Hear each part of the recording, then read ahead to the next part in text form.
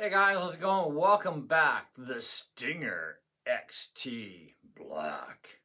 Now, this has a leather strap on it and oh so beautiful of a release.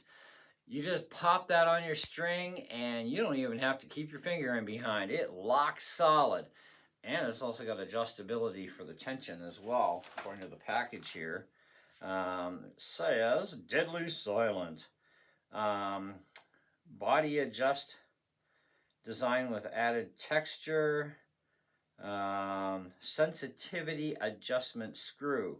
And they show you the location of it so you can change your sensitivity on this. I think it's perfect just the way it is. Now, this cost me $85 Canadian at the archery place in Corbeil, which is only like not even a half, well, I guess it's not quite a half an hour drive from me. But on Amazon, you can get it too. And other models, which you can also get at the archery place. This is the black. I believe this would be probably either the large or the extra large.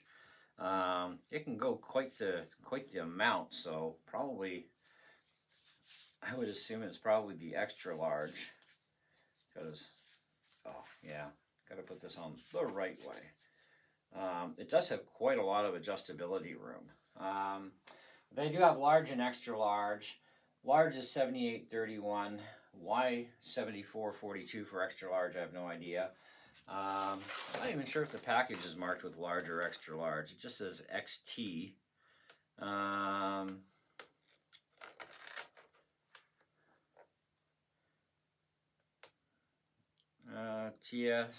TSBX. Oh, extra large. Okay, so it's extra large. So it's marked right here on the package. It's part of the code.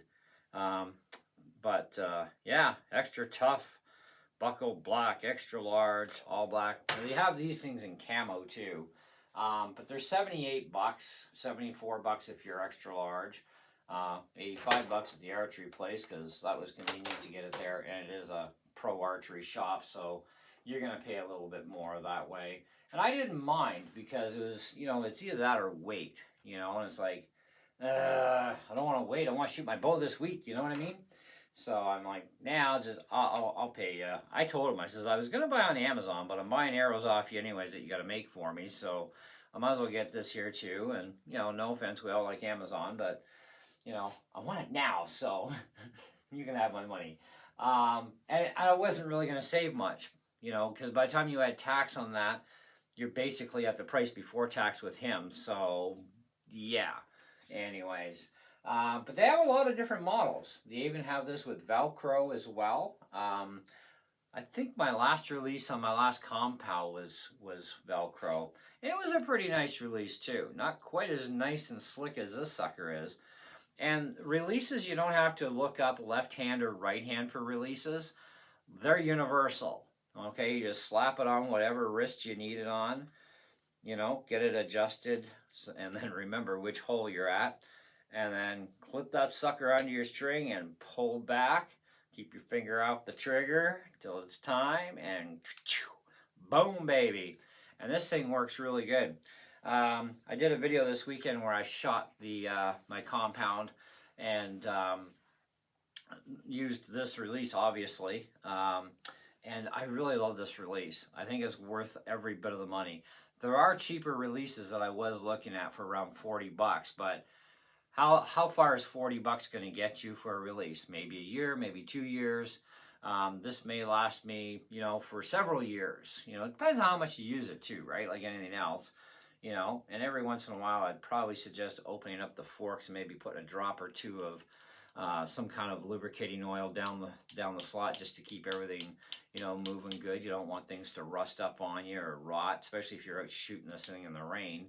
I mean, yeah, you gotta get all that water out of there and keep things lubricated properly so they don't rust apart and die on you. But I think it's worth every bit of the money, okay?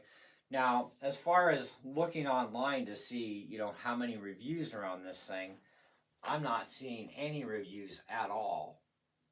These things are made in the USA, but regardless of that, it doesn't seem that, and some of these may even come from China, but some of them are definitely going to come from the States as well. But even this one here, it even says made in USA. There's no marking of made in China on here because I know some of you have a lot against made in China stuff. I get it, okay? They do make some crappy stuff. They also make some great stuff too. Every country does. But either way, I don't see anybody who's put out the cash for these releases because they're like 86 bucks, 101. Oh, that's a nice one. Full camo, and it's really nice. But the thing you got to realize is you're pulling back a lot of weight on your compound. Do you want to trust a cheap, maybe not so good quality release, or do you want to trust something that's going to cost you a lot more money but is definitely a high quality build release? I mean, think of it this way. Premature releasing your bow, you can miss your target. So that could kind of suck. You know, or if you're not quite the kind of person that knows how to pull back a compound bow properly and you point to the ground and bring up as you go and it lets go partway through the cycle, that could be a problem too for whatever may be in its line of fire. But I do have a habit, nonetheless, I will definitely admit to this, I do have a habit of keeping my finger behind the trigger, even though I found out I don't need to. I do keep my finger behind it, only because I like that extra bit of safety that it doesn't accidentally have a issue. I never trust anything brand new, like something like this at least, right off the get-go. But after firing a few rounds, it seemed fine, so let's try pulling it back without touching, and it's fine. It's not going to, it's not opening up. Like, even here, you can't even open it with your fingers. You have to literally push the button, okay, or pull the button in. Trigger, okay? So, but yeah, really high quality, all steel construction from the looks of things. Like, it's got rubber here, but it's a metal rod in the inside. Our whole bracket in here and our pin across, it's all metal. Really heavy gauge. Like, look how thick that stuff is. Like, and this is Comfro. They have a comfy backing on this, like a fabric. Makes it very comfortable. So, really nice heavy duty buckle too. I mean, you're not worried about this thing. Velcro eventually can wear out. This is not going to wear out quite so easily. So, anyway, that's my thoughts on this thing. I really like it. I'm going to continue to use it. I will give you guys an update review, by the way, after I've had a ton of use on that thing.